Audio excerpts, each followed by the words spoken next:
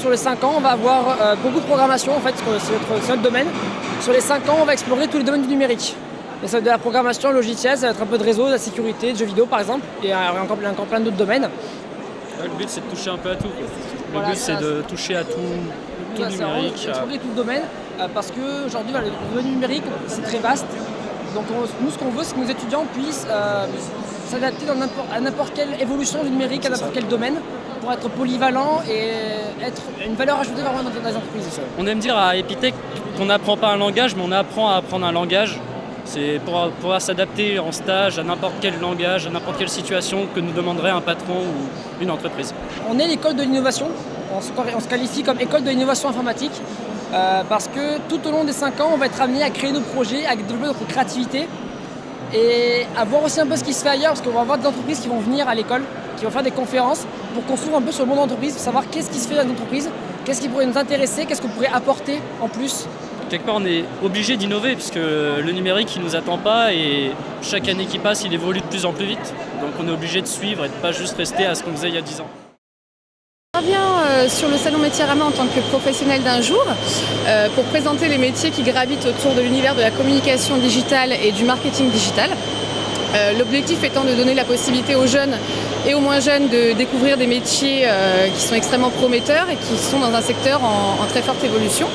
Donc de la publicité au community management, e-commerce, e-marketing et effectivement toutes les formations qui sont rattachées. Voilà, l'objectif est de clarifier un petit peu cet univers et de donner la possibilité aux gens de découvrir l'univers du e-marketing et de la communication digitale.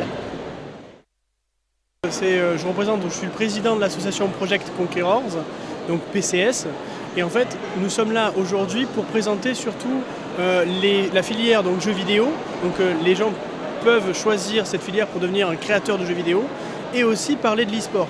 Sachant que nous, on est donc des organisateurs de tournois en ligne, on encadre aussi des joueurs amateurs et semi-professionnels dans le jeu vidéo, notamment sur League of Legends, Hearthstone, Overwatch et tout un tas de jeux qui se tournent vers l'e-sport. Donc nous en fait on est un club e-sport, donc on est un petit peu comme l'Olympique de Marseille dans le foot. Nous on encadre des joueurs et on essaie de faire en sorte qu'ils puissent évoluer dans les meilleures conditions possibles et qu'ils puissent atteindre un niveau exceptionnel. On connaît des joueurs comme notamment Wax, qui est un joueur très connu, qui est passé par chez nous et qui aujourd'hui gagne sa vie grâce aux jeux vidéo. En fait, on est une association qui est notamment plutôt familiale. On a toujours cette volonté d'aider notre prochain. Donc on a des jeunes, des très jeunes, et on essaie toujours de les aider sur l'orientation. Et en fait, on s'est décidé aujourd'hui à faire un petit peu la même chose ici, pour essayer d'être au plus proche des jeunes.